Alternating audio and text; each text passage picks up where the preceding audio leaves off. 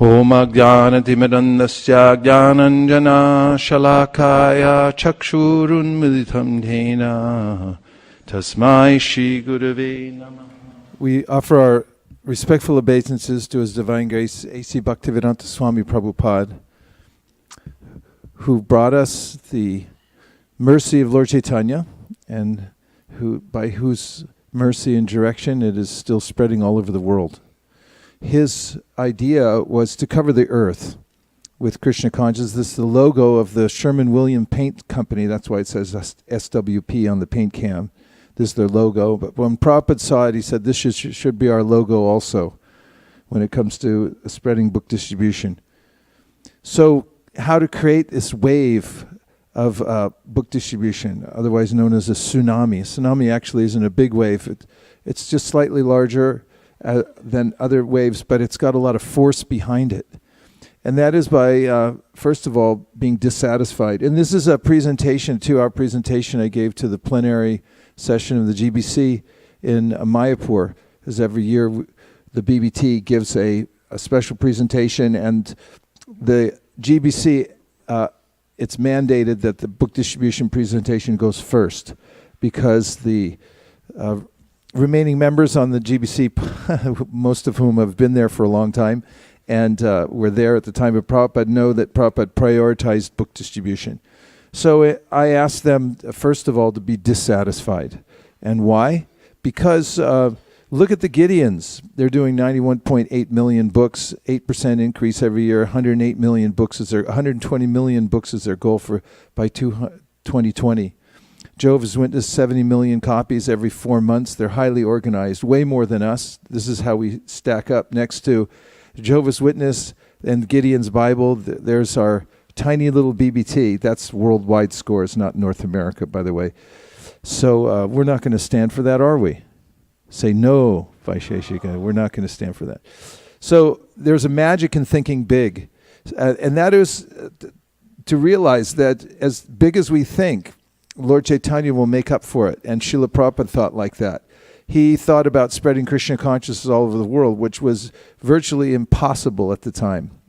And Prabhupada always thought that impossible was a ridiculous word, because Krishna can do anything. When Prabhupada first conceived of coming to the West and actually made the determination to do so, he went to the place of Advaita Acharya and prayed where Advaita Acharya prayed for Lord Chaitanya to come.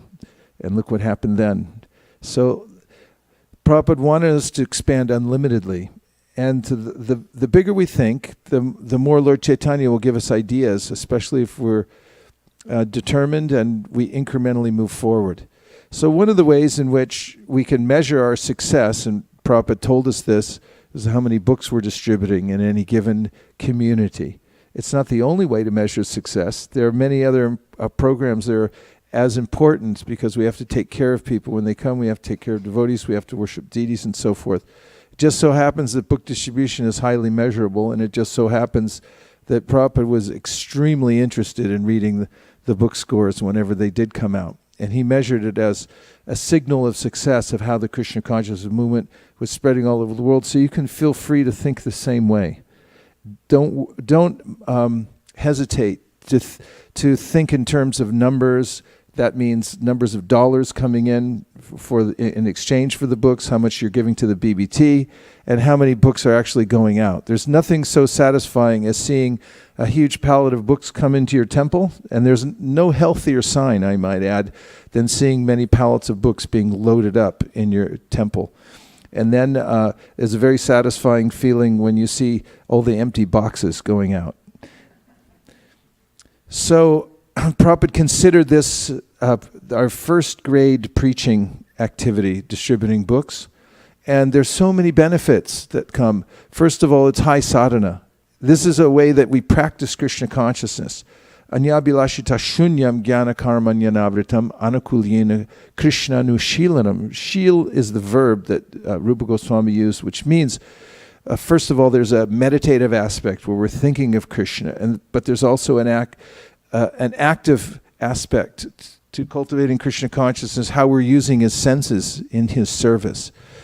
And all the great acharyas like Jiva Goswami, Rupa Goswami, Sanatana Goswami, down through our more recent line, Bhaktivinoda Thakur, Srila Bhaktisiddhanta, and Srila Prabhupada, all emphasized how using one's senses to go out into the public, welcome home Rasa, Hare Krishna, and delivering Krishna consciousness to others is high sadhana. It's one of the ways in which we absorb our minds in Krishna consciousness, and Srila Prabhupada even writes in a purport that this is practical samadhi. So don't hesitate to call it high sadhana, and you leaders out there who are spreading Krishna consciousness through book distribution, you can introduce this to the devotees, that the reason we're doing this is for self-purification. And what's more, a rising tide lifts all boats. That means as book distribution goes, so do the other programs in the temple, and so does the enthusiasm in the temple. Prabhupada penned the 7 purposes of ISKCON, and interesting to notice that the 7th says, with a view toward achieving the aforementioned purposes, to publish and distribute books. In other words, he conceived of it in this way, that here's the first 6, and we're going to achieve the aforementioned by distributing books and so forth. So there's a new wave of book distribution that's upon us, and one of the ways that it's become successful is through thinking in the team-based model. All for one and one for all. We all work together as one team, and everybody's included, everyone's invited. Why not? It's a high sadhana. It's also goal-driven. We keep very close tabs on how we're doing, and we set goals for ourselves so that we feel a little bit of pressure to achieve them. And it's in those gaps when we set the goals and we feel the pressure to achieve them, and then we achieve them, that we actually realize Lord Chaitanya's mercy. Because practically every time we set a goal, we think, don't we? How are we gonna do this? How's this going to happen?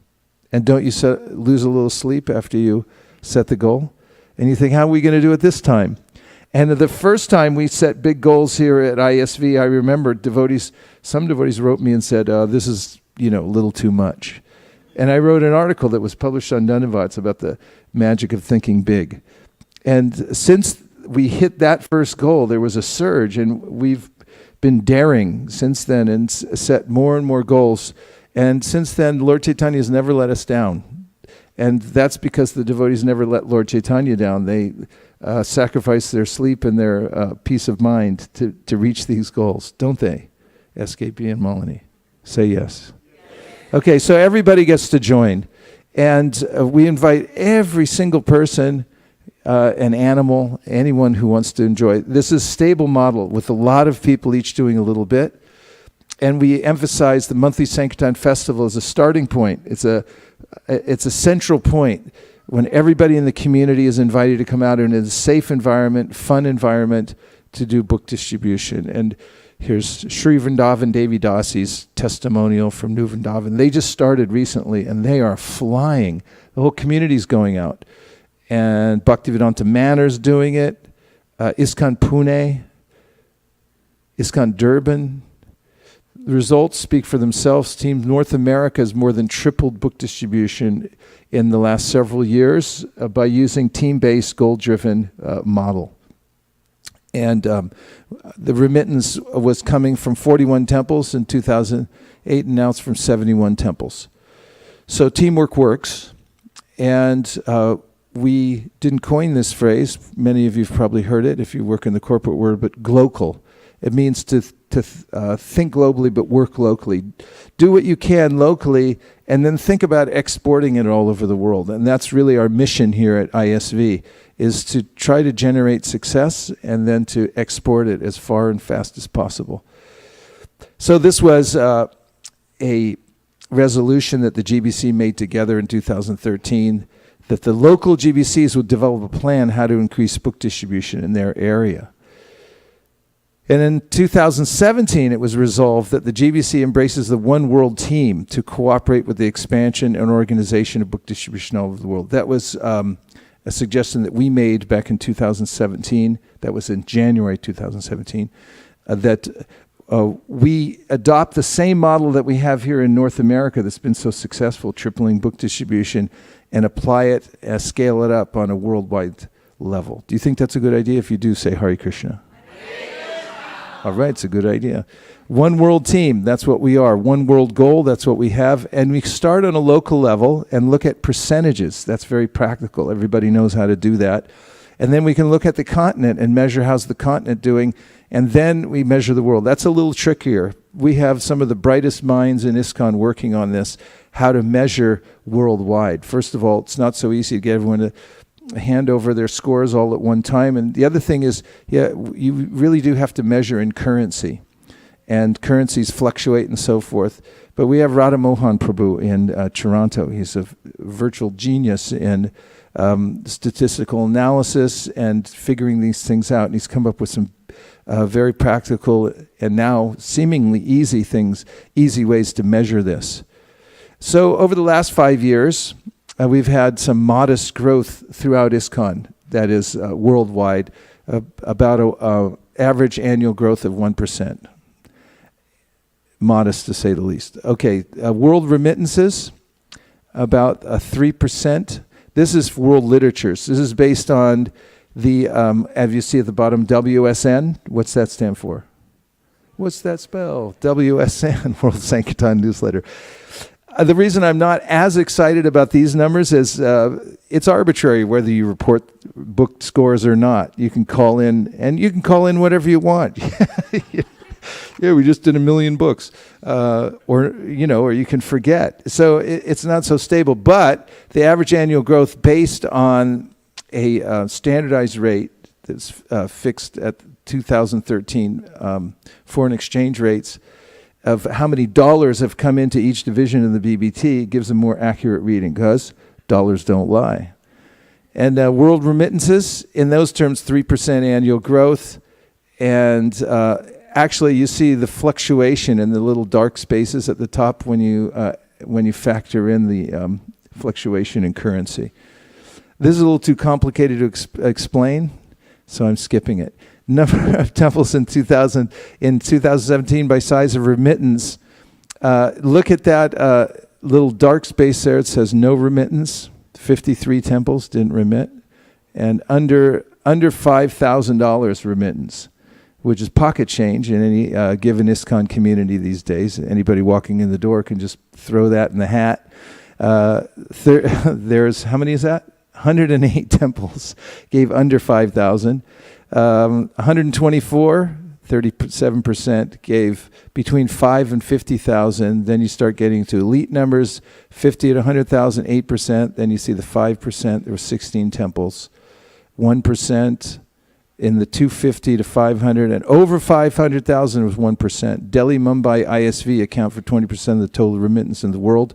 And I don't say that out of pride that our numbers in there, but out of practical experience, starting from a little one-horse temple that was in a house. Our deities were in a house in the living room, and then we had a little storefront next to a pizza place or a haircutting place and a pizza place, and we started with what we could, and we kept the mantra going: always better service, make improvements every single month, and every single year. Keep looking towards growth. And we've gone from sending out a couple of teams. That was our first goal, send out 2 teams rather than 1. A team meant like 1 or 2 people. And now we were able to remit last year over $500,000 to the BBT. And so we're looking at low-hanging fruits all over North America. Those, we start with looking at the 53 temples that reported 0 remittance to the BBT in 2017. Surely they could give $1 or something. Then there's the 161 temples that gave less than $5,000 to the BBT in 2017. Also low-hanging fruits. So Radha Mohan Prabhu came up with this scale which is yet to be implemented. We're still going by the idea of every temple increasing by 10% this year until this is fully ratified. But he gave this model of a blended goal of those who are on a higher level giving a smaller percentage. It's a little harder to increase by 10% when you're at 250,000 or 500,000 than it is when you're at zero. Okay, so the proposed goal I made to the GBC for an overall worldwide goal, which is at now 3% growth, is to do 10% worldwide. And we're working on that on a BBT level. So the idea is to do better than yourself locally. Compete against yourself, your own team, looking at your scores and seeing how can we do better every year. That's possible. You just make the goals, look at them regularly and think, how can we improve? How can we get there?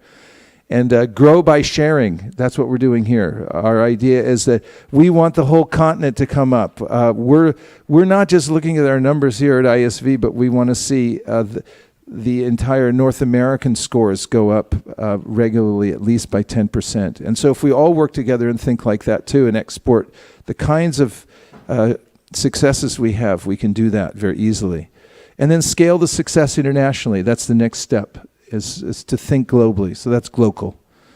So there's a BBT marketing services team now that's exporting training, best practices, resources, giving reports to the local GBCs. This has never been done before in this minute detail.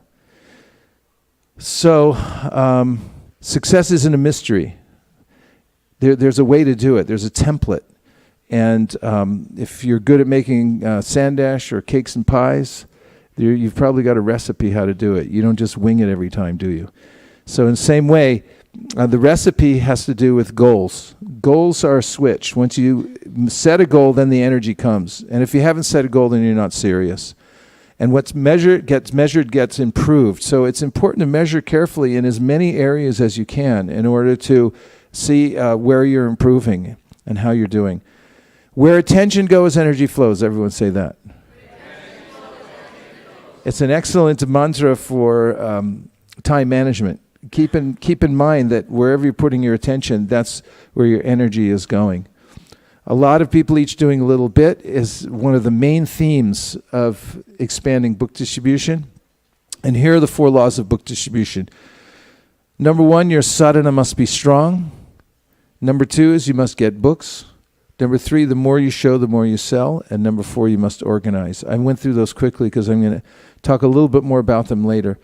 So keep the bar low and start. So when you're starting these in your temples, a book distribution program, or restarting, or in continuing it, when you're inviting new people, or when you're starting your community out, it's good to keep the bar very low so everyone thinks, oh, I could do that. Anybody could do that. So one of the things we tell people is we're just going out to touch the pavement. We're not distributing any books. And once we get out there, we touch the pavement, and anything we do after that is extra. So there's no pressure whatsoever. Also, here's a few innovations that have worked very well. One is Gomatsya, which is a different way of presenting the full sets of Srila Prabhupada's books, especially the Srimad Bhagavatam, to people, which I'll go into later. So it's expanding around the world. There's a few views from London, Silicon Valley, Toronto. And also language cards have been a big hit. These are downloadable from distributebooks.com, and our first goal is to have 108 different languages, even though Prabhupada's books are only in about 82 languages. Okay, so language cards increase your capacity in a big way, 33% more increase you'll have if you use language cards. And we'll teach you how to do that this weekend. Salam alaikum, alaikum salam, marava, kifelak, alhamdulillah, Allahu Akbar. There you have an Arabic card. Arabic book distribution is huge.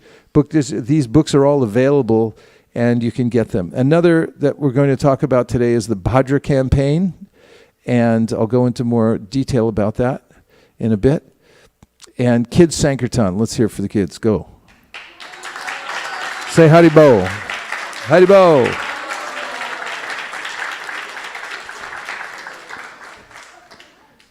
The fact of the matter is kids rock. And they grow up fast, and they turn into leaders. So if you introduce book distribution, this high sadhana, into the everyday lives of kids in Krishna consciousness, you'll find that they develop street smarts and compassion, and they become great leaders. Oh, here's one of my favorite ones.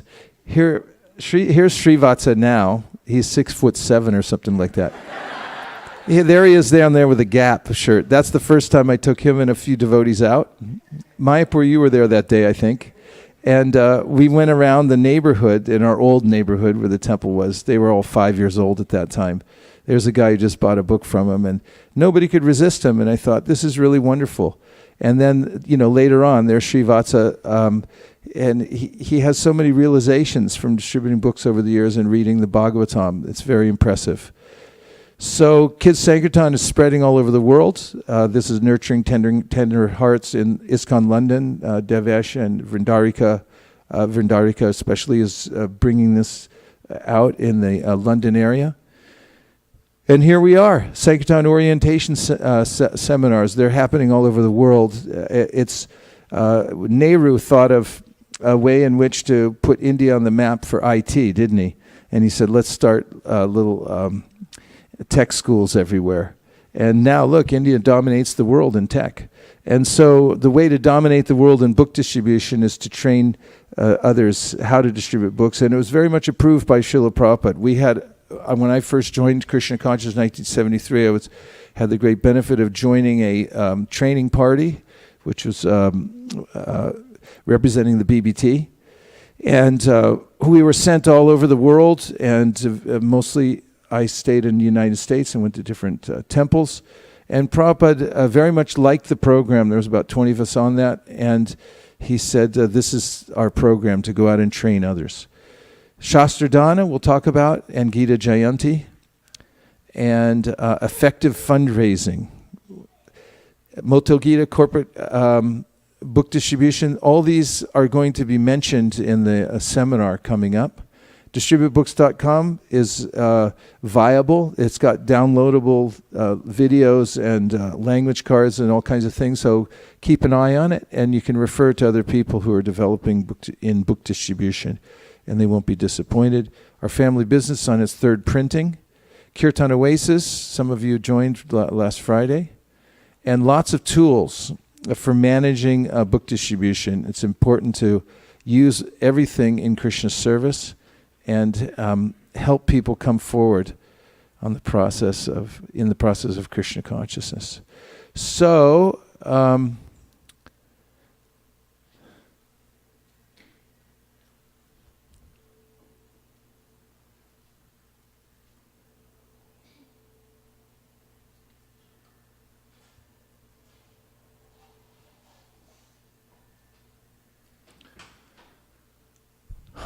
our legacy is that we are gift givers. That's what Sampradaya means. It means to give the greatest gift, the complete gift to others. And that's what Krishna does. He wants to see that everybody gets this gift of Krishna consciousness. And in the material world, people are dying to get something that's worthwhile, and they're not getting it. But we have that to offer. This is our legacy. Nice work, right? Isn't it? Say yes. Advaita Acharya is Mahavishnu. He oversees the material world. Living entities emanate from Mahavishnu in the material world. And he has great compassion for them. So he calls out to Lord Chaitanya, asking him to come and do something about the degraded age of Kali Yuga. People are getting slaughtered here by misinformation and all kinds of bad practices. So Lord Chaitanya heard his calls. In the Chaitanya Bhagavat, he mentions again and again, Nada. He used to call Vaitacharya Nada. He said, your loud cries, you woke me up. I was sleeping on the ocean of milk. You woke me up, I came. So Chaitanya Mahaprabhu appeared in Navadvip, and then he started his Sankirtan movement, and that's why we're all here. So there's two parts to the Hare Krishna movement. The first part is to chant Hare Krishna, and the second part is to teach others. What's the first part? What's the second part? Part one? Part two? Part one. Part two. 1, 2, 2, 2, 2, 1, 2, 1. Yes, only two parts, so it's easy to teach. And Chaitanya Mahaprabhu and Lord Nityananda open a marketplace. Marketing is a science, and it's got quantitative and qualitative reasoning skills involved. And it means you really have to think about what your audience is. And you have to think, how am I going to make this available to as many people as possible? Those of you who are marketers know that it's a highly artistic, science. And Chaitanya Mahaprabhu's mission statement was all over the world, every town and village. And there he is dancing down the streets of Orlando, Florida. Mahaprabhu's mission became hidden because of the oppressive nature of the material world. But the great Acharya, Srila Bhaktivinoda Thakur, renewed the marketplace. He understood the intention of Chaitanya Mahaprabhu and brought the marketplace out and started a headquarters.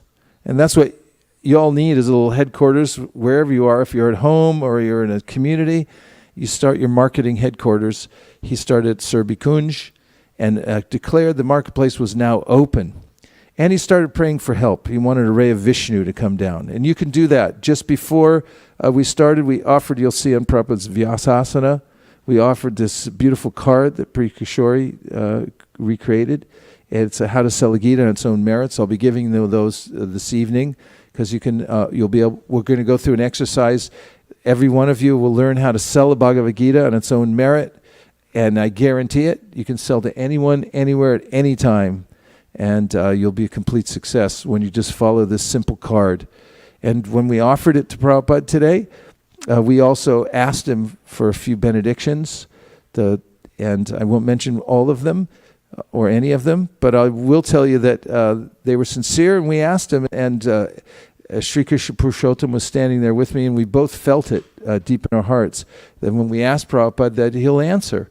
So one of the ways in which to expand your Krishna consciousness and the Krishna consciousness of the world is just ask Krishna to help. So Bhaktivinoda Thakur did that. He said, please send a ray of Vishnu.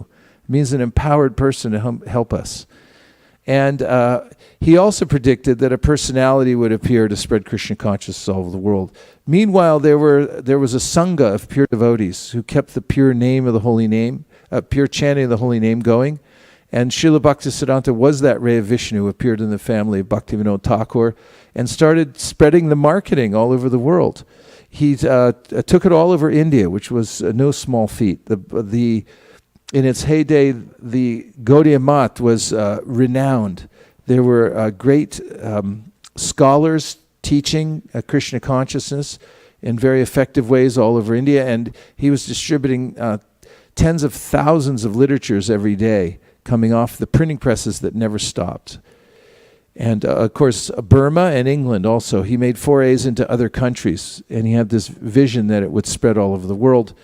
And then when our founder Acharya, Srila A.C. Bhaktivedanta Swami Prabhupada, at that time known as,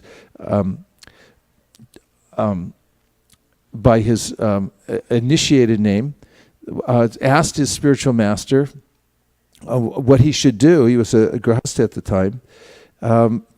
His guru told him, if you ever get money, print books. They had, at that time, spent a lot of money on building a gigantic temple, and his guru wasn't exactly completely satisfied, because devotees were fighting over the rooms. And then once you get a big temple and a property, everyone starts saying, this is mine, that's yours, and so forth. So his vision was keep preaching, keep distributing books. If you ever get money, print books. And that's what Prabhupada did. He took this very seriously. And from that, taking his guru's instruction seriously, he spread the marketplace all over the world. I love that picture. That's our logo on distributebooks.com. And Prabhupada leading the charge with a Bhagavatam in his hand. He created that Bhagavatam. He put that together. That's what he brought with him on the Jaladuta when he came, leading the charge.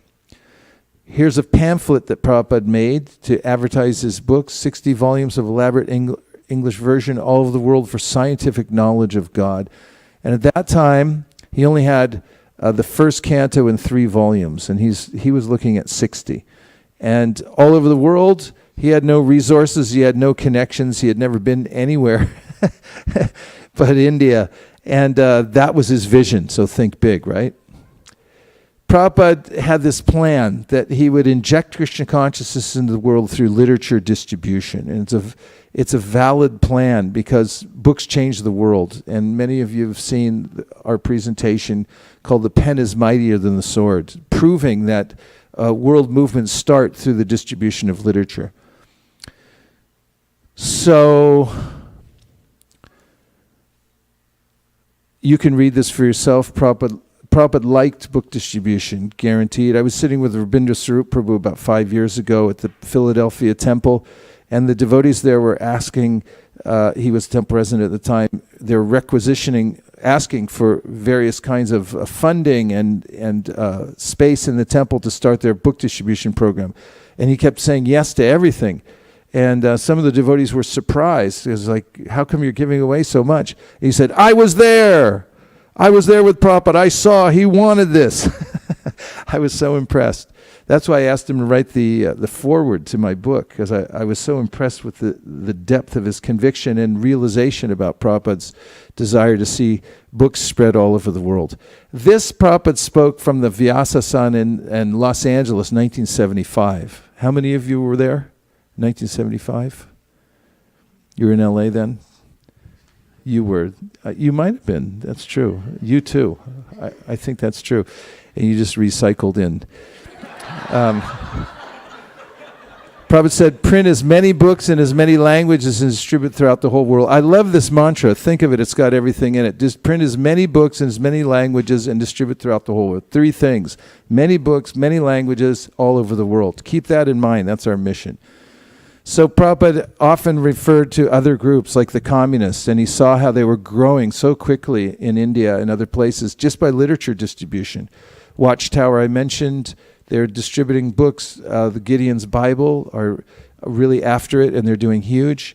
So this direct order, if you can find a direct order, so Prabhupada writes this in the Bhagavatam, is a manifestation of his internal energy. When the Lord says something, it gives an order. And if you pick it up, this particular energy is a means of seeing the Lord face to face. This is the way to connect to Krishna. This is bhakti. So Prabhupada said, kindly help me, this is my request. So he made a request, and if you grab onto that request, you'll be benedicted. Your life will become auspicious because you're taking up a request from Srila Prabhupada. Great Acharya who's asking us to help in some way. I'll help. Raise your hand if you want to help. Very good, fast as you can. I want all my students try vigorously. Vigorously means you try really hard.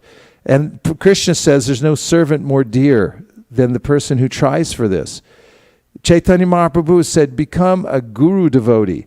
You should come to the standard of guru. He told everybody, so that you can go and teach this to other people. That's our movement. You're supposed to become a guru devotee.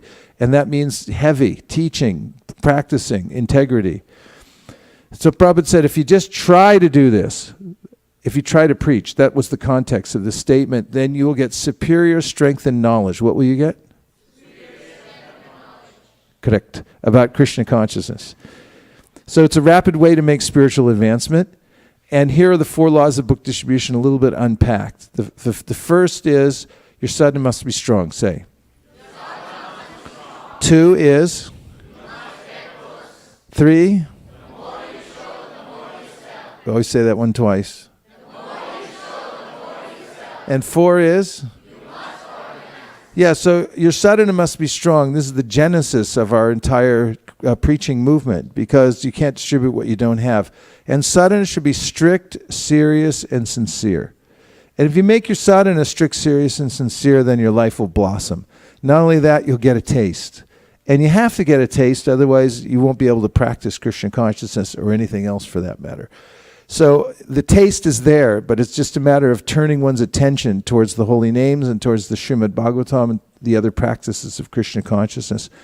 And when you get a taste, even a molecule of taste, then you'll have an abundance of Krishna consciousness to spread all over your town. Actually, it'll go past your town. This is the tsunami. It'll go into your whole county, then into your state, then into your nation, and go over the ocean and flood into other countries. It'll take over the whole world. One molecule of taste for chanting Hare Krishna. It's so powerful. So if you have strict, serious, and sincere sadhana, and you get a little taste, that's what people will notice when they look at you, when you go out to distribute books. They'll say, that person has a taste. Living entities know that. They know when someone else has a taste. And they're always looking around. It's like, what that's go? How come that guy got something? How come I didn't get something? And they'll see something in you, and they'll say, how can I get that also? You say, right in this book, just read it. So what we're distributing actually is the overflow of our own taste. If you get a taste by strict, serious, and sincere sadhana, then you have something to distribute. And when the devotees go out the door, frankly, they're being swept out the door by their overflow. I watch here at ISV year after year. The devotees are not going out in these huge numbers and distributing tens of thousands, hundreds of thousands of books because they have to, or because anyone's making them do it, or because they have to make a quota or something like that. They're being swept out the door by the flow of their own taste. They want to be out there, and people reciprocate. So one of the ways to get the taste is to chant a chapter of Bhagavad Gita every day. Chant one chapter a day. This is called Chad. Prabhupada encouraged this many, many times in his instructions to his disciples and followers that you should chant at least one chapter of Bhagavad Gita every day. And you can join Chad. Gandharvika's here. She's the chairman of Chad chairman for the world. Anyway, she has a website. You can go to the website. What's it called? Readchad.com. Readchad.com. Chad stands for chapter a day. And you can join the tens of thousands of other people who are chanting one chapter a day. You can also get Be a Sage page by page. This is an app. Nam Smaranam Prabhu and team put this together as an app. Here's what it looks like right now. And this is a free app for iOS and also for, what's that other one called? Yeah, Android. Okay, so Be a Sage page by page. You can get this, and it'll tell you how many pages to read every day in order to complete all of Prabhupada's books. And there's no better way to get a taste than to complete all of Prabhupada's books. You should do it on a regular basis. Finish the Bhagavatam. Finish the Krishna book. Keep going through. Stay on a really strong, keep up a strong regimen of reading the books constantly. And you can do that by following this little chart. There's Be a Sage page by page. You can hold your phones up. Will it work from there? Try it. Tell me if it works. What's that called? It's called a QR code. Try to shoot your phone at that and see if it works.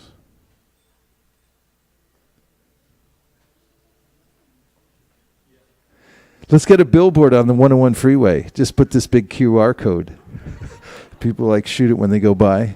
Will it go from that far? Can you get a QR code? Okay. It work from here? What about from the 101 freeway? We can do that? Let's get a big billboard and put up. Okay, so the second one is get books. And because we've done scientific studies, we've gone to the major universities. Which universities did we go to do these studies? MIT? Berkeley. Yeah, we went to UC Berkeley. Where? Stanford. Yale, Amherst. And we employed the scientific community there to study this conundrum we were having, and they found out that you can't distribute books you don't have. It was unanimous, and all the academic institutions, all the scientists of the world decided that this was a fact. Therefore, we'd like to say, give it a military cry out. What is the second law of book distribution?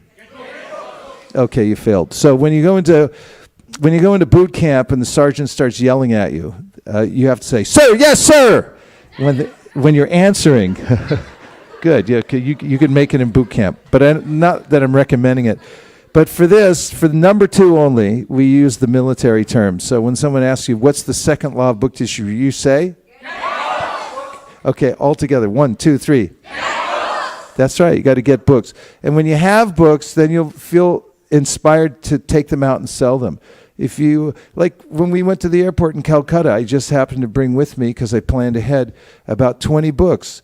And we walked around the airport in Calcutta, and that was the easiest place I've ever distributed books in my life, in the Calcutta airport. But the reason I was able to do it is because I had books.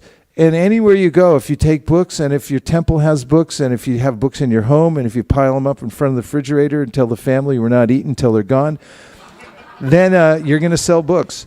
So this is at Los Angeles many years ago, before you all started coming down. We had a little team that started growing where we packed those little book packs and distributed them during the parade. And now we have books in many different languages. There's Japanese, Vietnamese, Arabic, Farsi. And I guarantee you, if you carry these books with you, you're going to meet the people. Lord Chaitanya will arrange it. And it's good to have a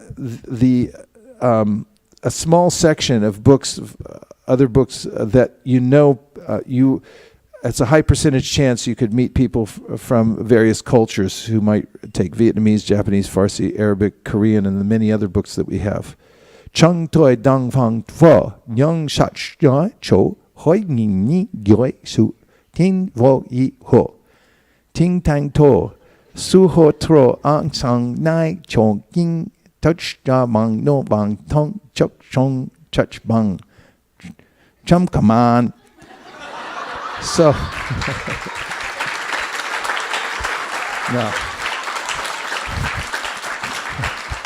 I don't deserve it. I was completely faking it.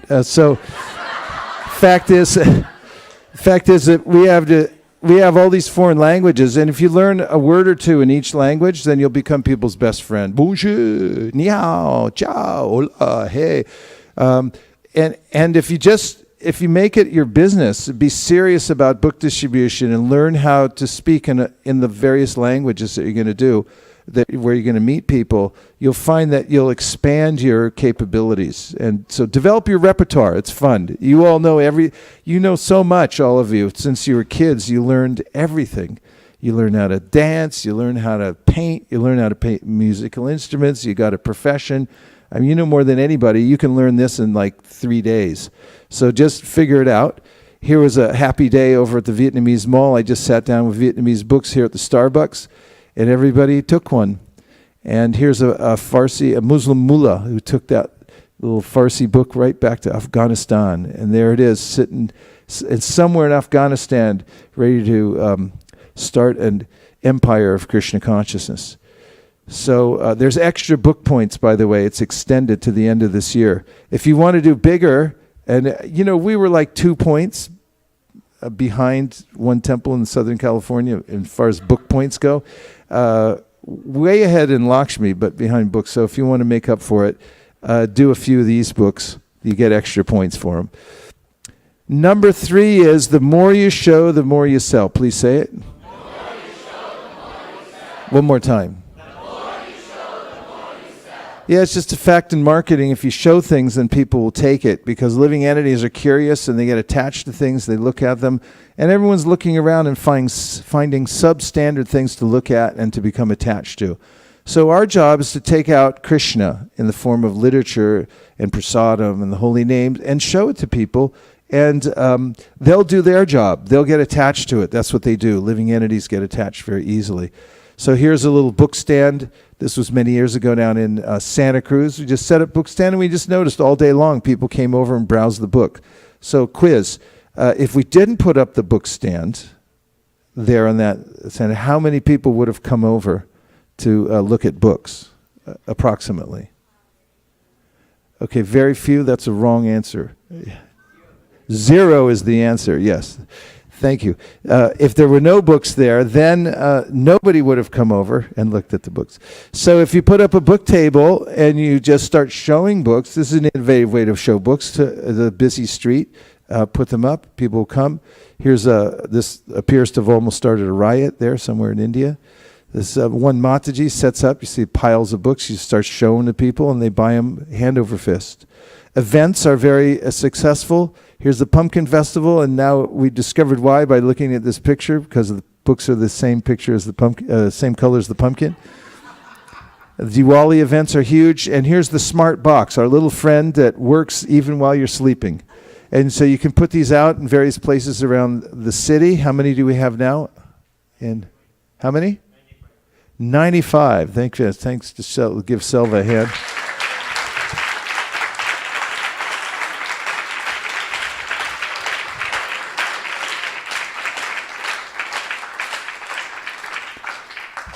There's Srivas Pandit Prabhu behind the smart table, and Prabhupada said he wanted every respectable person to have a full set. Tom Hopkins, the greatest salesman in the world, said, always sell in bunches like bananas. If you can sell one of something, you can sell a whole bunch of them.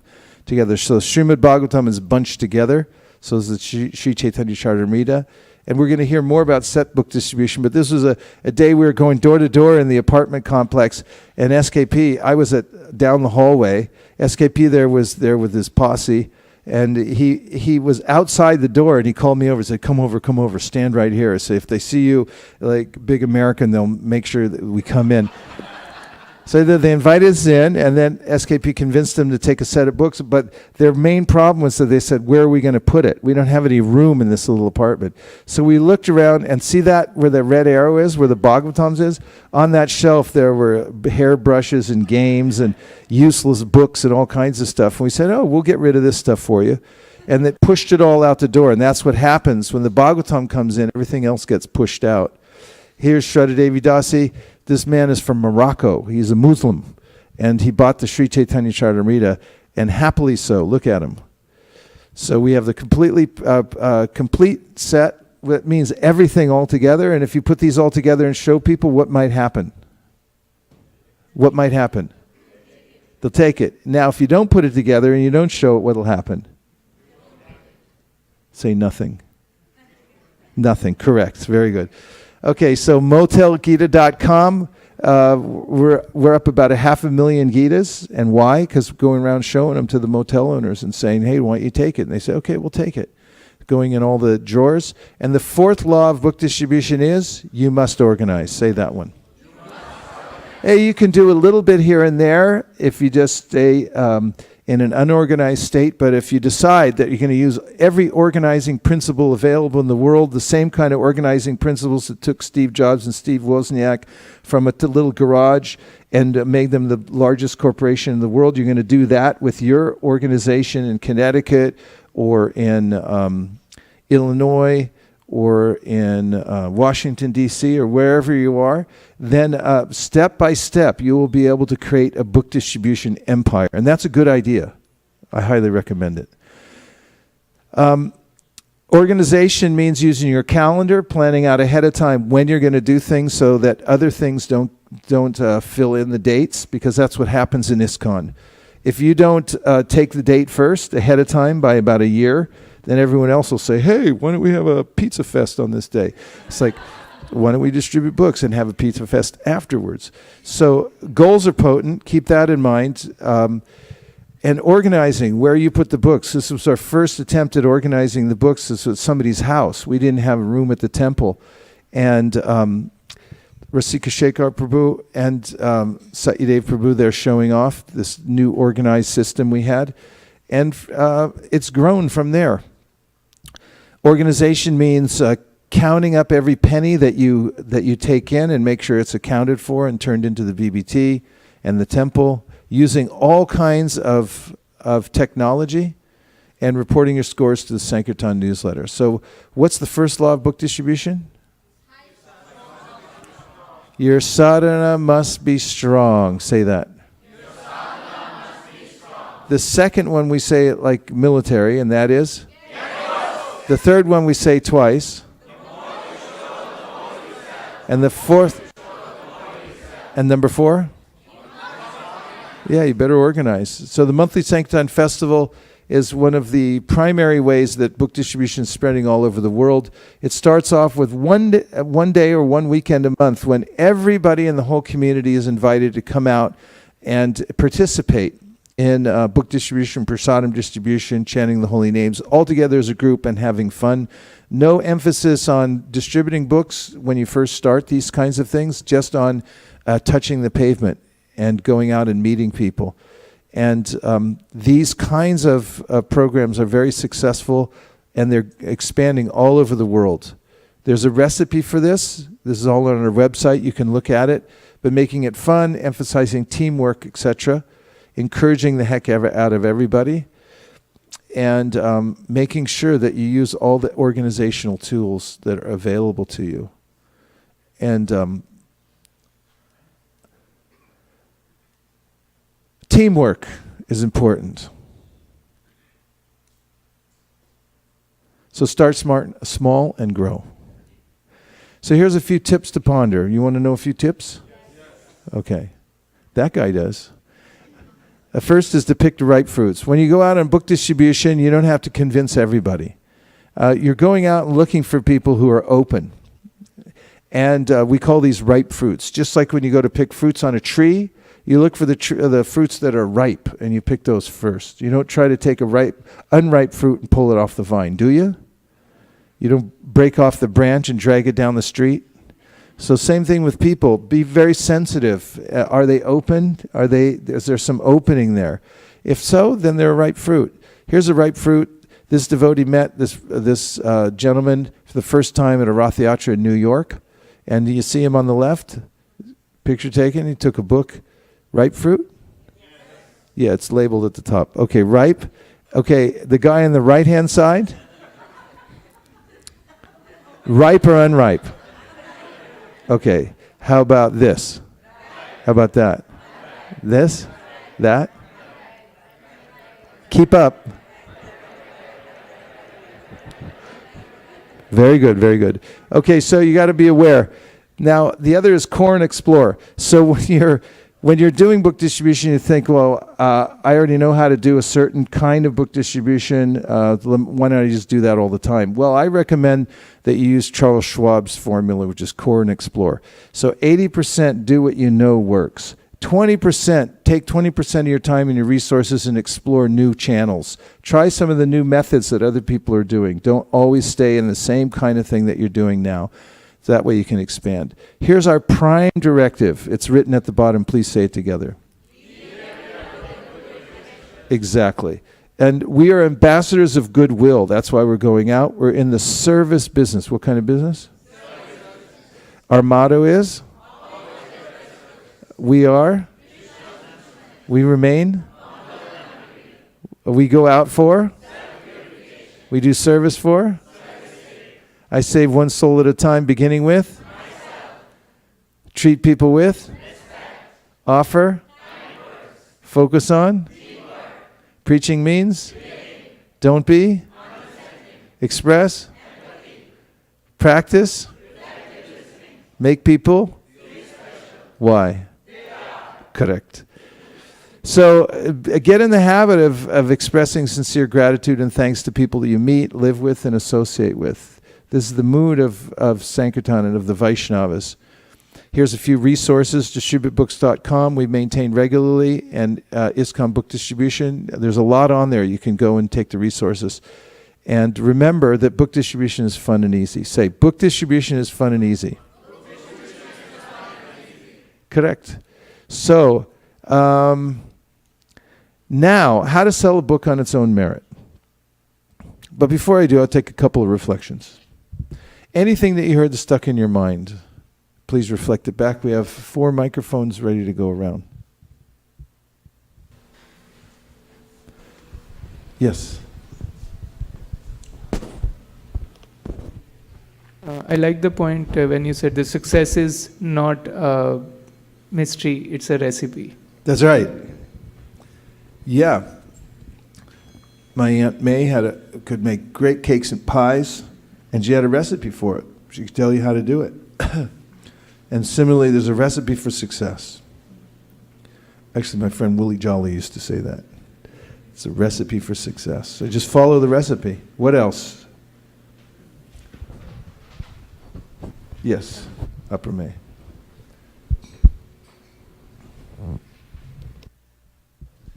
Hare Krishna Maharaj. I like the point where you said that impossible isn't like a fool's dictionary. Yeah, that was Prabhupada's statement when during the morning walk in 1975, Prabhupada had asked that his Chaitanya Charitamrita be published within 2 months.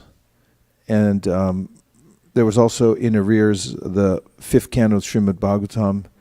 And the then head of the BBT said, but Prabhupada, that's impossible. And Prabhupada said, impossible is a word used only in a fool's dictionary.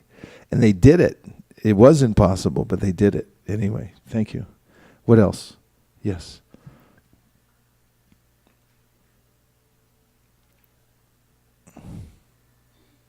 Hare Krishna. So Maharaj, recently we are making some pamphlet for some program in corporate. So, and then when I saw Prabhupada's pamphlet, so amazing that it's written that Srimad Bhagavatam, India's message for goodwill and what is that? Goodwill and peace and goodwill. Peace and goodwill. I was just saying that how Prabhupada was so far out in thinking that whom he is addressing and what this message contains. Sure. So it's amazing to see that that's what we are inheriting from him. Yeah, if you look at Prabhupada's articles from Vrindavan before he came to America that he was writing in the BTG, they're all topical. He wrote about things that were happening in the world. He was looking at the news and seeing what are people taking in, what's happening in the world. Easy Journey to Other Planets. It was a time when people were fascinated with Sputnik and propelling themselves into space and sending astronauts, and Prabhupada wrote Easy Journey to Other Planets. Still a perennial favorite. One more? Okay, one. The word that stuck with me is ask Krishna for help. Exemplified by Advaita Acharya and Bhaktivinoda Thakur. Yes. So the result is tremendous. Yes, it is. Ask for help. Ask sincerely. And Advaita Acharya made loud cries. He was really calling out. And it's really the foundational aspect of bhakti practice in general, is to really call out for Krishna as loud as you can. Apana samsritim gauranya nama vivashogranan tata sadyo vimucheta yad bipeti swayam bhayam. Early on in the Bhagavatam it says, take advantage of the fact that Krishna has availed himself to you in the form of his name and call it out loudly. And you'll have all success by that method. Thank you. Very good. Yes? Think big for Sankirtan, and Lord Chaitanya will back it up. That's what right. stuck to my... Think big, because Lord Chaitanya is the greatest, he's the wealthiest capitalist, the Chaitanya Charitamrita says. And if you, here in Silicon Valley, people need capital to get started. They go to these venture capitalists. So we go to Lord Chaitanya and say, Lord Chaitanya, I'm trying to get a thing going here, We need some help. And he'll back you up. He'll back you. Shraddha, you had one. So Maharaj, I was thinking about that when we do book distribution, there is a thought about book counts, and you had mentioned in the beginning about Lakshmi remitted and the counts and etc.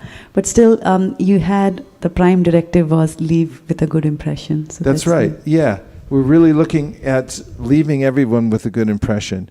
So you have to balance these kinds of things. You can't think it's all about the scores. We just push forward. We really just want to sell books, but we want to leave people with a good impression. It just so happens when you go out in that mood, then you sell lots of books. The two go hand in hand. All right, so here's how to sell a book on its own merit. The book, Bhagavad Gita, has everything in it and on it that you need in order to convince somebody to take a book. In many companies, when they sell products, they... I was going to do this tonight, right? Or did I say I was going to do it tomorrow? Yeah, tomorrow. We interrupt this program to bring you something else. And this is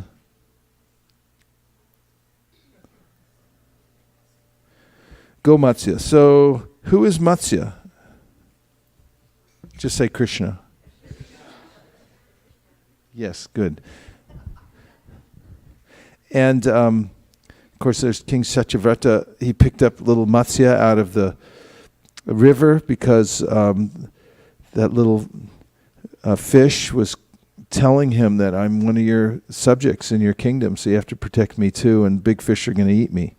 So the king, and the heart of the king is to take care of everybody, all the prajas, everybody who's born in his kingdom he wants to take care of.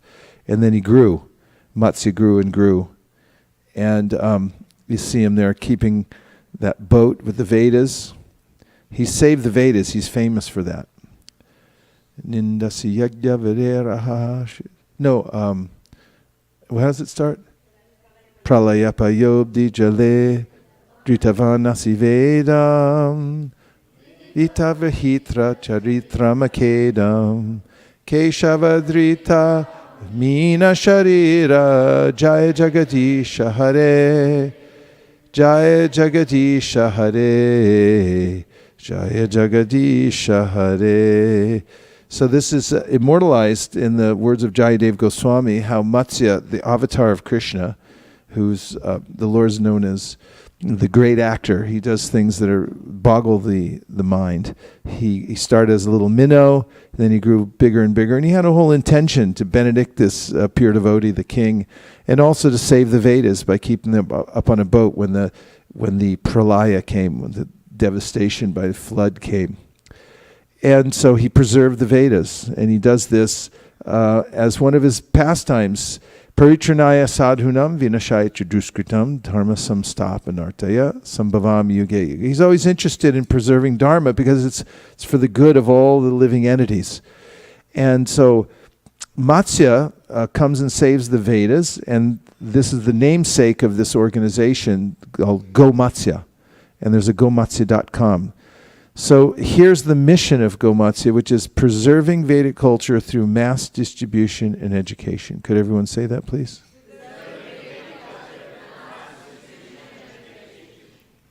That's right. And it's a mission.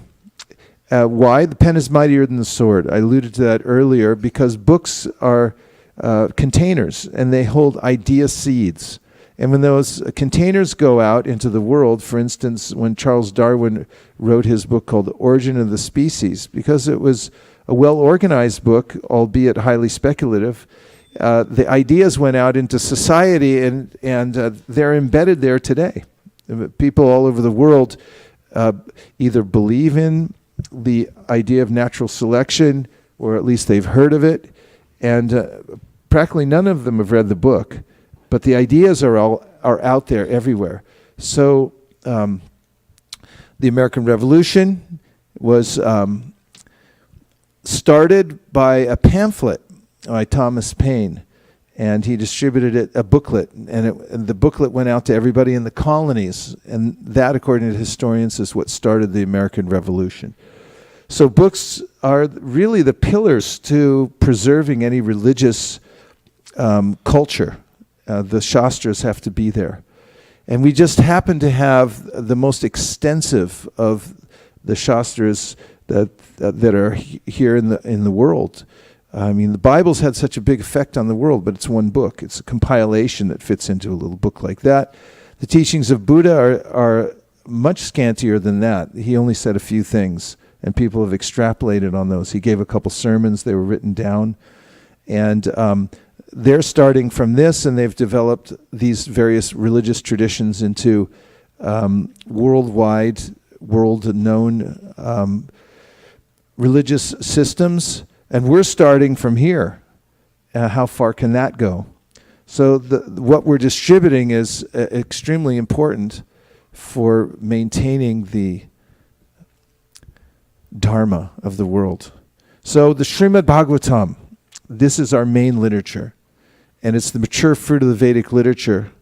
And it's like no other literature in the whole universe. It's for those who read Srimad Bhagavatam and appreciate it, it's a drinking nectar, life-giving nectar. Who read Srimad Bhagavatam today? Who took a little time? Took a little time out? Sit down with your Bhagavatam? And I see all of you raise your hands, are all smiling too. I sat down this morning, I'm reading from the 8th canto about Gajendra. And before I venture out into the world, I make sure I finish my pages. Of course, I didn't finish yesterday, so I had to stay up late. I still had I have a quota I read every day, and because I was about 10 pages behind because I had a lot of meetings yesterday, I had to stay up late to finish, but I felt really satisfied when I did finish. And my dreams were better. And so it's really important to be absorbed in the Bhagavatam. And if you're absorbed in the Bhagavatam and and you're feeling how it's realigning your life and your mind and the way in which you interact with the world, and reading Prabhupada's purports is bringing you back every single day to the focused practice of Krishna consciousness, then you'll feel compelled to distribute it. So, somebody with a microphone, please read this. Over here, you read it. Gita Priya, born on Gita Jayanti. Go ahead, read it for us. I want that every respectable person has a full set of Bhagavatam and Chaitanya Charitamrita in his home. How did she do?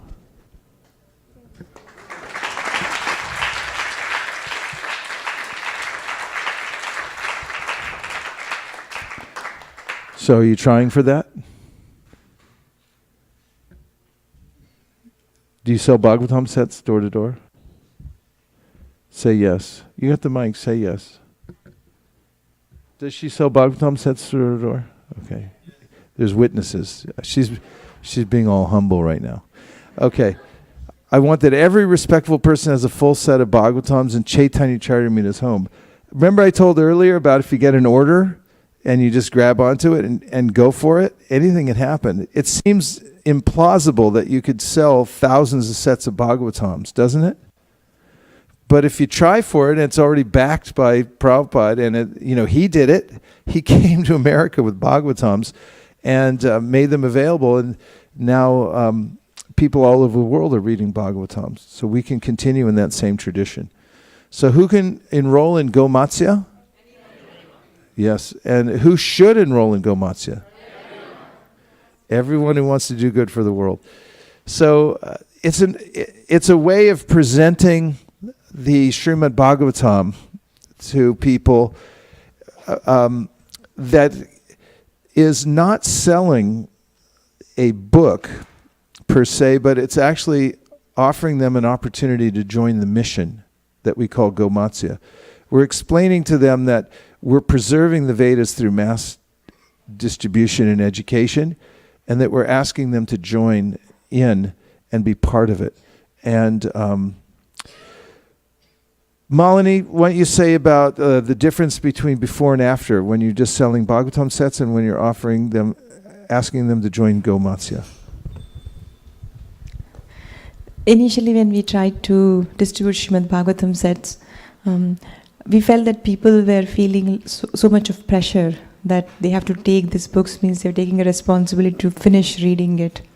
But when we started presenting Gomatsya, they were very happy because they want to be a part of a cause. Everybody is looking for some cause. Recently, when we are going door to door, when we said that we are coming here because we are doing a project, and they started hearing very attentively. They want to know, oh, what is your project? And then we said, it's Gomatsya, we are preserving this Vedic culture.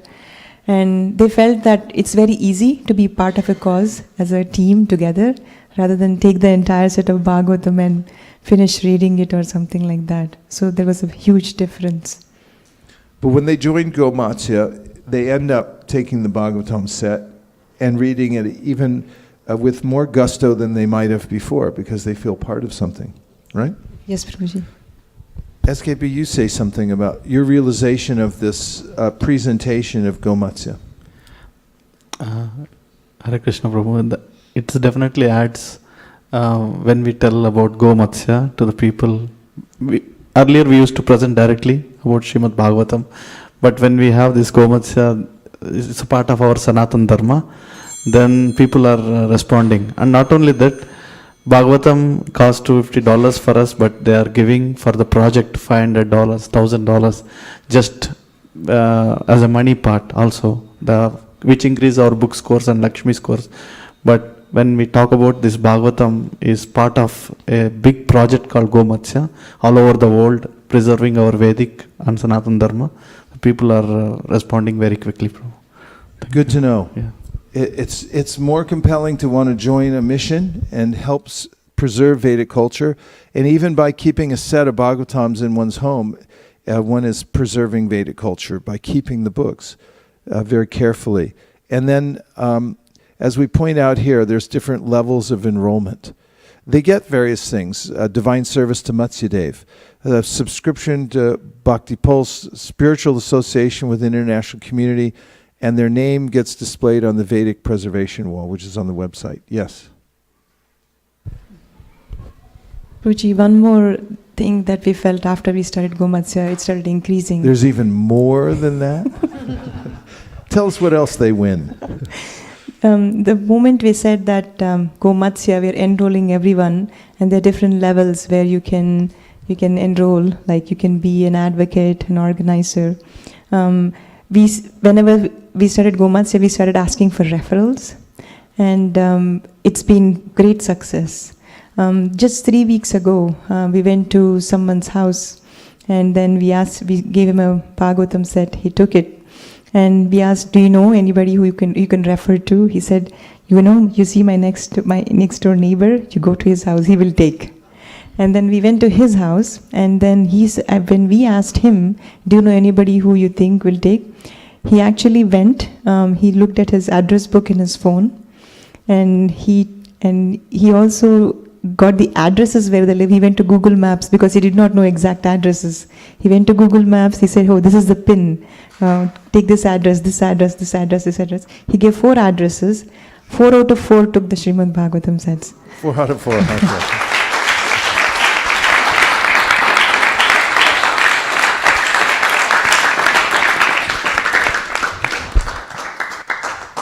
Okay, I didn't pay her to say that.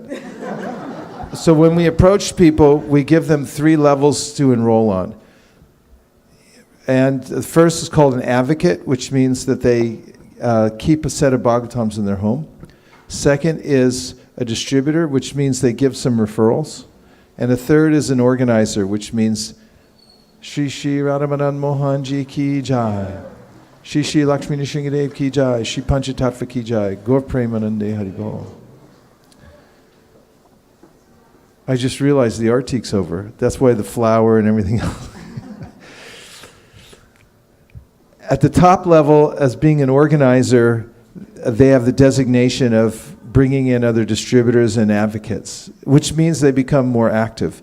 If this looks familiar to you at all, this kind of structure, means that you might have seen or been presented Amway, or there are other organizations out there that do what's called network marketing.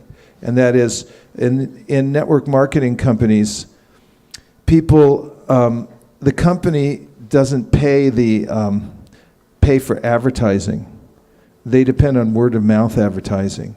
And so when there's a lot of budget spent in most companies for advertising to get people to appreciate the brand that they have and then to want to buy it. But in network marketing, basically what happens is they take that same amount of money and they give it to the distributors who go out and introduce it to people. And that when people introduce it to somebody, then they find out that everybody has what's called a warm market. So cold marketing is more difficult because you don't know who you're talking to, and it takes a little more time to introduce them to the concept. Of course, when we were in Naperville, somebody there had a list of all the people whose homes we should go to, right? I think they got it from that leak on Facebook or something like that. No, they had an insider information about different homes, so we went to specific homes because we had a better idea of who was who. And we did quite well that weekend, didn't we? About 15 or 17 sets, I think, doing that method. So it's always better to be more informed when you go out and sell sets. And who's better informed than people themselves who know, oh, that guy next door will take one. So we're using this technique of network marketing. We're asking people who themselves become enthusiastic about it to go to the people that they know already will take it. And then those people also, we're asking them to sign up and become part of it also. And so it's a network marketing of the Srimad Bhagavatam. Yes? Prabhu, I think many years before you mentioned a concept called Maven, which yes. is organizer role. Can you? Yeah, just the name Maven comes from the book The Tipping Point. Have you ever seen that? It's a book about social trends and marketing and so forth. And the author in researching what gets trends started. He tracks various trends, and it's like, where do they come from? Why do certain people start wearing a certain kind of clothes? And at one of the studies he did, there was a kind of shoes in America, you'll never have heard of these, but they're called hush puppies. And they were very popular back in the, Stephanie, you know about these? Yeah, Americans know more. They were popular maybe in the 70s, maybe the 80s, maybe 60s, 70s. And then they became really out of style. And then a group of artists in the one of the hip areas of New York started wearing them, sort of as a offbeat fashion statement. And then suddenly they came back again in a huge way, and Hush Puppy Company came back up. And so he traced that back to a few people. And similarly, in other trends, he traces it back to what he calls mavens. There's certain people that just are really connected with a lot of other people. They're unusually connected. In fact, you know, if you ask, like, if you want to know anything about it, about New York City or Silicon Valley, or who would you ask? And somebody, you ask this person. He knows everybody, or she knows everybody. And so these are called mavens. And when we're going around selling Bhagavatams, we're looking for these mavens. They can become organizers. And they can immediately jump in and say, yeah, sure, no problem, we can handle this. And if they become convinced about the mission, preserving the Vedas, and the cream of the Vedas is the Bhagavatam, then they can do a lot themselves. They essentially join Chaitanya's movement, Chaitanya Mahaprabhu's movement on the spot, and become distributors. And that's a empowering thing. It's a life-changing thing for them to do. So the next big program coming up is the Bhadra campaign, and this will be on 24th of September, which is any savants here? Okay, there's one savant. It's on a Monday, the 24th. Okay, so Bhadra, what is it? I need somebody to read this for me, please. Go ahead, you read.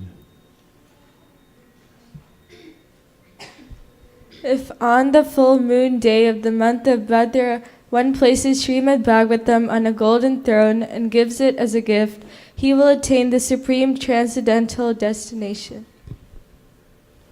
Did that impress you in any way? Yes. Which way did it impress you? What did you hear about that impressed you? A few people said yes, so please speak up. Oh, use the microphone. There's several thousand people listening, so you gotta... Supreme transcendental destination. What about it? How do you attain the supreme transcendental destination? Just by gifting Bhagavatam. Ooh! What do you have to say? So if you gift the Srimad Bhagavatam on full moon day, on your Bhadra, then you will go back to Godhead. Who says? Srila Prabhupada, and it is also said in Srimad Bhagavatam. It says it in the Srimad Bhagavatam, 12, 13, 30. It's in the Shastra. Yeah. This is absolutely true. It's an axiom. It's true. So if you inform people, especially those who have some appreciation for the Srimad Bhagavatam, for the idea that it's axiomatic truth, that you will create quite a stir in your community, wherever you may be, to let people know and start getting ready now for September 24th, that if you're organized to allow people the privilege of paying for a set of Srimad Bhagavatams, or 2 or 5 or 100 or 1,000, that can be given to others on that day, then what do they get in return? And how much does it cost for a set of Bhagavatams? $250, that's it? How much does it cost for a salad in Silicon Valley? $250. So, I mean, when all said and done, when you give the tip and the whole thing, it's $250.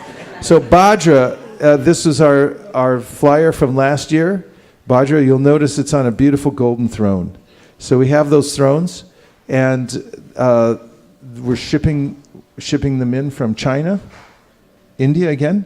So we have thrones available, and we also have Bhagavatams available. as of this broadcast right now. We have it. Who knows if the world's even going to be here next week? So take advantage now. Get your Bhagavatams, get your thrones, and get ready for September 24th. If you start advertising this 2-3 months ahead of time and organizing for it, I guarantee you'll sell hundreds of Bhagavatam sets.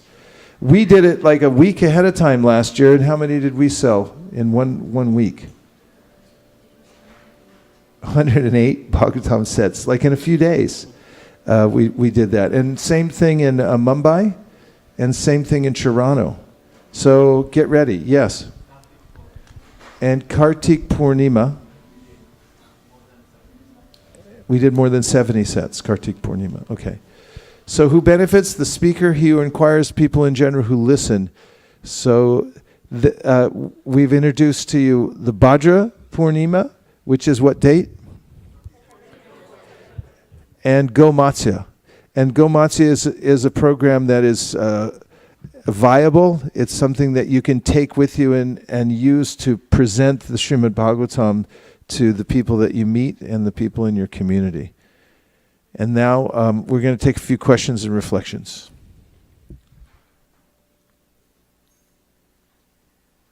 Yes. Hare Krishna Prabhuji, I have some questions when I go out for Bhagavatam distribution with Mataji, especially Kameshwari Mataji. Okay. So actually, I'm really confused who is ripe and unripe for Bhagavatam, because they are very happy to hear about Bhagavatam for like half an hour. We keep on telling about glories of Bhagavatam. At the end, they say, "Oh, we are not confident to take." So we feel like half an hour or so much time we wasted. I mean, not wasted, but it maybe have some other effect to we can invest them in some ripe people. So how can we know? It takes a long time to make sandesh also, but it's worth it at the end. And it's anything that's worth doing, the more valuable it is, the more time it takes to invest in it. And Bhagavatam distribution and enrolling people in Gomatsya is a very different kind of rhythm than selling Bhagavad Gita on the street.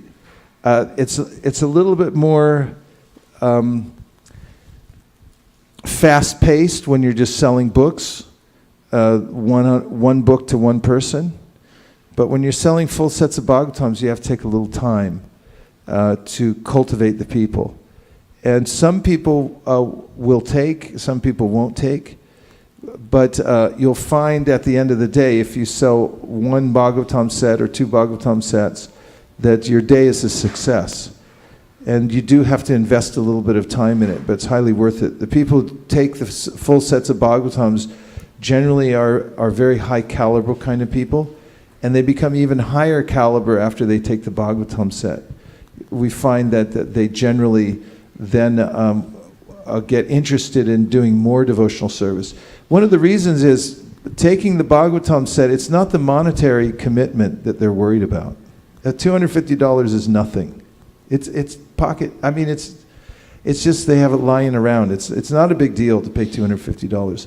The reason is that there's a real sense that when you take the Bhagavatam and you pay for all these books, the physical form of the books is moving in your house, and you have to respect it. And it means that you're surrendering. It's an act of surrender. So, how long did it take to speak the Bhagavad Gita?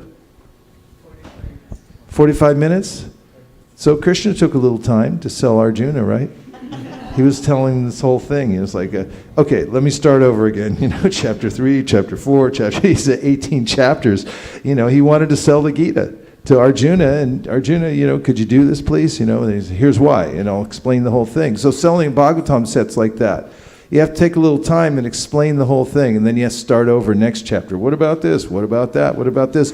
And really what they're saying is, I'd like to surrender, but I want to do it. I want to make a wise choice. I don't want to feel like after I buy this that, somebody's going to say, why'd you do that? I want to be able to defend myself and explain it. And some people don't do it the first time, and the next year when we walk back, they do it the second time. It doesn't go in vain, really. And besides that, it's, you know, realize what you're doing. You're trying to sell the Bhagavatam.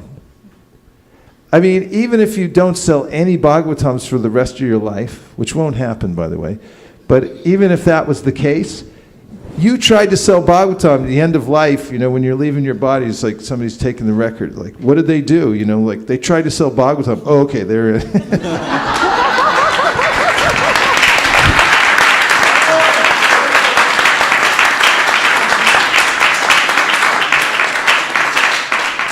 I mean, who does that?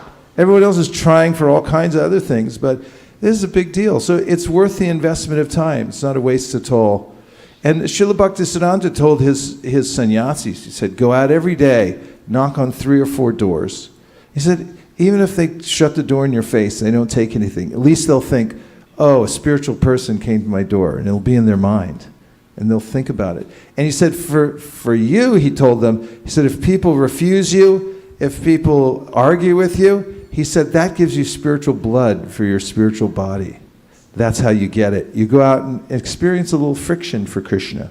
You're trying to convert the unconvertibles.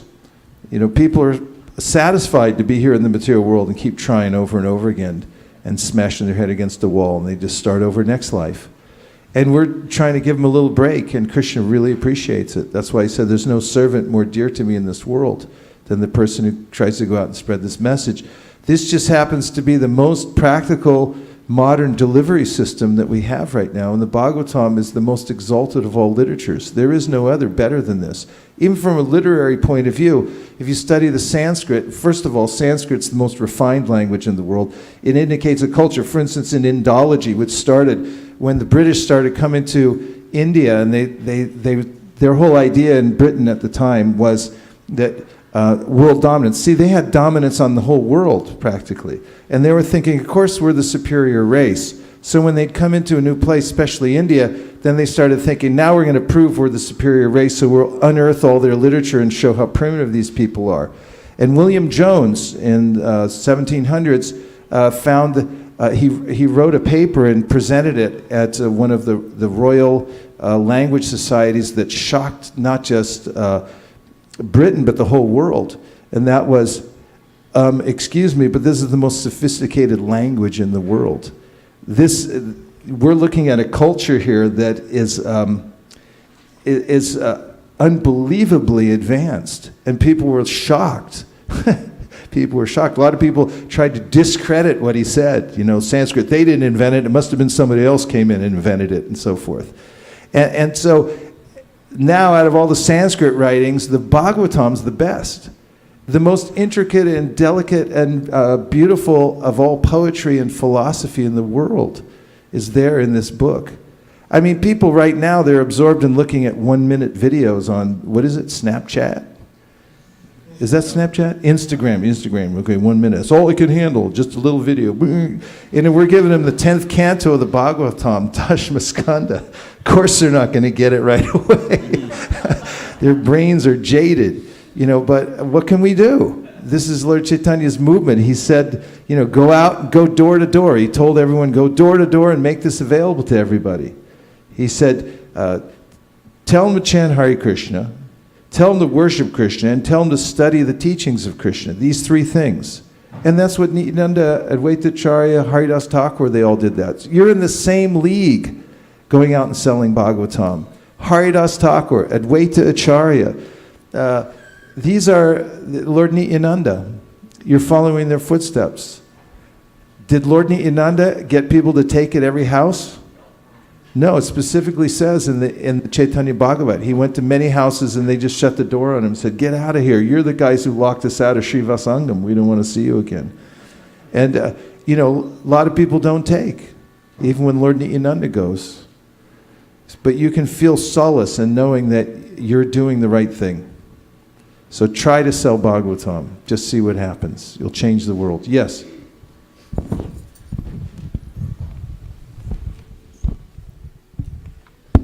Hare Krishna, Prabhuji. You mentioned one point that, you know, when we glorify Bhagavatam and even if they don't tell, it is not gone vain and they will take it later. I just wanted to share one time we went with, it was in Fremont. Kids, I remember Shamalangi Mataji, Sundarananda Prabhu and myself, we were there and we knocked one door when one person came out and then he recognized us, though we didn't recognize him. He said, last year I came to the temple and you showed me Srimad Bhagavatam and that time I didn't take it and it's coming back to me and I take it as Lord's sign. He wants me to take it and I don't have courage to say no. And he immediately took it actually, so yeah. Nice. Okay. The kids' Sankirtan party is here, and you pick a representative because there's kids that came here. You all came here to hear about kids' Sankirtan, right? Say yes. Yes. So now some of you tell them what you like about book distribution or how long you've been doing it or say anything about going out on books. Because you're representing the kids' Sankirtan party. You can give to Srivatsa. What I feel about book distribution? Just speak your heart. Enliven these kids. They came all the way here. These are fantastic kids too. They're really fired up. They're into book distribution. They flew all the way here. So tell them what you think they should hear about book distribution. Book distribution is probably the best way to establish your morals in Krishna consciousness because it gives you more drive to read the books and also gives you more drive to associate with devotees because by reading the books, Prabhupada's talking to you and by associating with devotees, you're spending time with likewise people and by doing that, that allows you to chant with much more vigor and that allows you to be more connected with Krishna. Kids, what do you think of one of your leaders here? What is your opinion of him? Thumbs up? Give him a hand.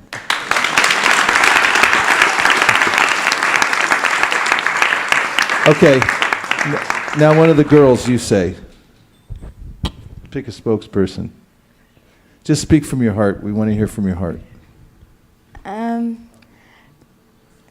Book distribution is a great experience, and not only, like Shivatsa said, it gives you a drive to read the books because you always want to distribute something that you've read before or else you feel like I don't even know what I'm giving away. And also, it's not only good for others, it's also fun for yourself. Like there's prasadam, there are lots of other kids you can be with.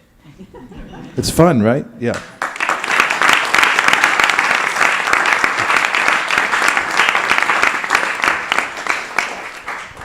Hare Krishna Prabhu. So what we have seen in Connecticut, right, we were able to sell books, but we haven't seen the turnaround after that. The people after a year, they haven't come back. So is that something that you do a follow-up or what should be our strategy? Yeah, it's a good idea to keep track of people and go back and give them gifts, give them invitations, and try to offer them various ways in which to get educated and move up in Krishna consciousness. So for instance, here we have Discover Yourself, the DYS, which is an introductory level class that everybody can take. And do you all want to say anything about your follow-up? Some of the things that are working? Recently we launched the GIFT, the Giving in Friendship team. GIFT, Giving in Friendship Team, GIFT. Go ahead. So last month, we collected the list of the people we met door to door, and very favorable people. And we actually made a package with some prasadam, with a calendar, which is a small gift, and a postcard. And the postcard said that if you like to keep in touch with us, here is an email and phone number of the person you met earlier who gave you the book. And we gave about 20 of those gifts, and out of the 20 we heard back from 4 people saying that this really touched my heart, thank you so much for doing this, and things like that. So now we are planning to do a second level for them, for those who responded back. So we feel that connecting back with them, some of them are coming back as well. So this is our launch of initial program. So people don't mind getting gifts? Oh, they love it. Yeah, so you can keep that in mind. SKP. Sri Gopal Prabhu gave a prasadam laddu to the one family. He said, we didn't order any laddu. Why do you got for us? So when he knocked the door. But the gift program, Prabhu, when we are giving, it is, one time I gave a Srimad Bhagavatam set, myself, Mataji, and he gave only $100, $125. And then we kind of forget, and then I texted few times, but he didn't responded. But I was chanting in Cupertino one afternoon, Prabhu, in the road. So he was coming on the in a car, and he saw me stop the car. And he get out of his car. I said, no, thank you for giving me 6 months loan. So I'll give my 120 back more. Please come to my home. And he showed all the books. And he was so happy that, you gave the installment payments. That I want to highlight that we do installments also. 2 installments. And he paid the rest of the 125, Prabhu. So after you sell a set, you can go chant outside their house. Their house. Just walk around. Hare Krishna, Hare Krishna, Krishna Krishna. Yes. I was remembering in one time when we were out on book distribution, we actually gave a lady a Bhagavatam, and she said that she'll get back to us. And after talking to her husband, so I tried to call her many times. She never responded. I went to her house. She didn't open the door. I could hear that there were people inside. Then I decided, okay, I'm not too sure if she's really going to give me the books back or the money. So I went. I didn't. But she had my number. So after a month, she texted me. She said, can I talk to you sometime this week? I said, yeah, absolutely. And then when I called her, she said, I actually took the Bhagavatam and kept it in my altar, but I don't earn, so I can pay. I really want to keep the books. So I said, that's fine. So she asked me, how much are the books? I said, $250. So she said, I'll slowly keep collecting, and then I'll give it to you when I have enough. So for almost, if she had paid me, I would probably not have been in touch with her as much. But almost every week she'll tell me, I can't come to temple. Can you send me the pictures of the deities? So I started sending the pictures of the deities to her. And then so she became good friends. And one day she just, she collected 100. She's still collecting a little bit more, but her first installment came in. And she came and gave the $100. She said, this is something that I saved. My husband doesn't know, but I still I didn't want to take it for free. That makes it even better. Parakia. Yeah.